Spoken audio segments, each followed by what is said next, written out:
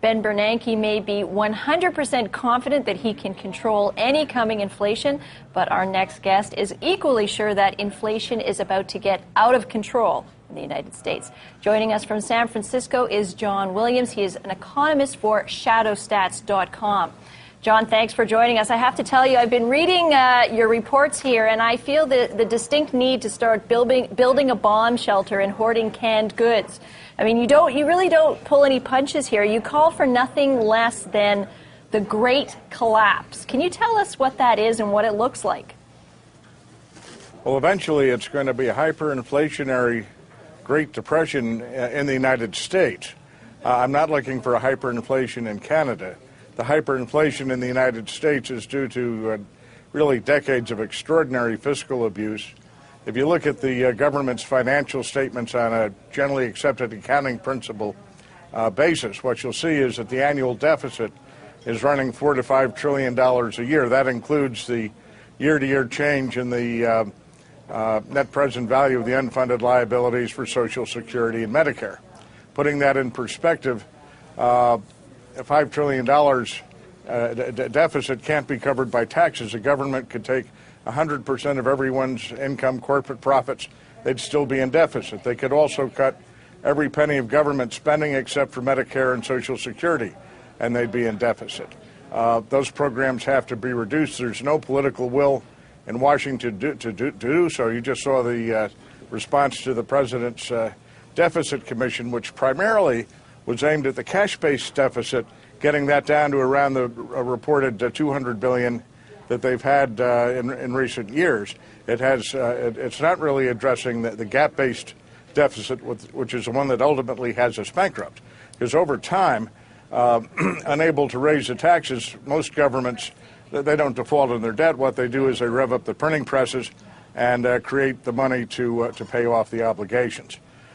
That would have doomed us to a hyperinflation by the end of this decade.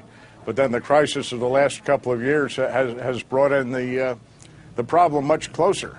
We've seen extraordinary actions taken to prevent the system from collapsing. With the Fed, with the U.S. Treasury creating and spending whatever money they had to do to keep the banking system from collapsing, to keeping the financial system from collapsing. Okay.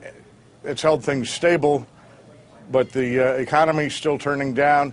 The solvency crisis is getting worse. The Fed is already into quantitative easing too, and we're beginning to see the effect of inflation from that. And that will eventually evolve into a hyperinflation. Okay, well, just to counter that a little bit, I mean, because I know people make references to, Weimar Germany and the hyperinflation of that time, but there's also been, debt doesn't necessarily make for hyperinflation. A lot of people have been concerned that where the United States is going is really to more of a Japan-style lost decade, where you have huge debt, but just no growth and deflation. The Japan circumstance was never aimed at debasing the U.S. dollar. Mr. Bernanke is very openly trying to debase the dollar, and he's met with some success. We're seeing the dollar near its historic lows. It hasn't pushed to new lows yet. When you see that, when you see panic selling of the U.S. dollar, that's when you have to be very careful. But what's already been done with the dollar has spiked oil prices. We're seeing that now in higher gasoline prices in the United States. Commodity prices are up 20-30% year to year in dollar terms. That's largely a function of Mr. Bernanke's monetary policy, not due to surging demand in oil prices or such, or oil demand. But John, the last time we saw inflation getting out of control in the United States, somebody stepped in. His name was Paul Volcker.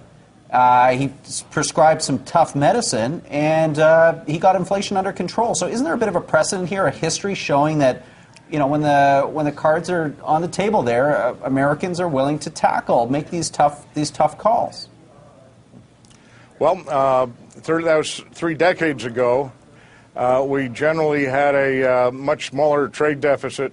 We were in a position that we could have contained the budget deficit. The fiscal condition at that time of action had been taken.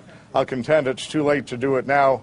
Again, the draconian measures are just politically unacceptable to what you saw a general rejection of what this commission in Washington was proposing. But do you not feel, though, I mean, when I look at, at kind of what you're proposing is going to happen, and you say sometime maybe within the next year or within the next 5 years, is this not a little too catastrophic? It is catastrophic. I wish it were not. I'm really an optimist at heart. I'm not selling anything here. I've only been physically assaulted once for my outlook here. Is a very nice lady at a bank directors meeting threw a jelly donut at me. She had a pretty good arm and she hit me. And her point was, where's the good news here? The good news is that from a personal perspective, there's action you can take to protect yourself. Okay, well, John, let's go into that. What are the concrete steps that you think people should be undertaking, both as investors, but maybe as simply as survivors in some kind of future financial apocalypse?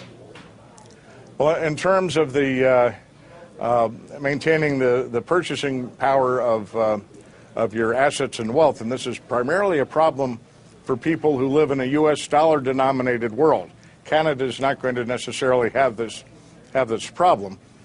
You look to put your dollars in hard assets like physical gold and silver, getting the dollar into other currencies such as the Canadian dollar, Australian dollar, Swiss franc.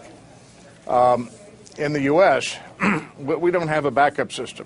Zimbabwe, you mentioned earlier, had the worst hyperinflation anyone's ever seen. But they survived. They had an ongoing economy. That was because of a black market in U.S. dollars.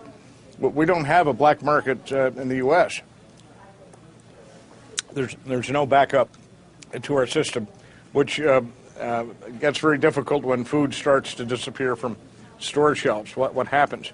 I mean, you can use common sense, but it's probably a good idea to store goods that you would normally consume for several months, just to protect yourself, your family, and to have goods for barter.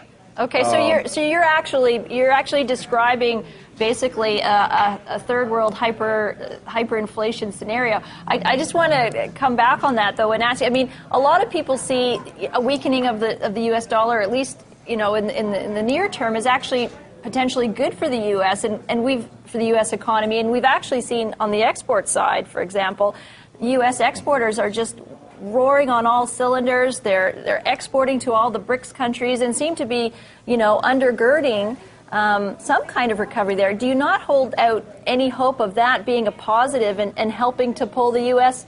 out of any kind of potential threat here?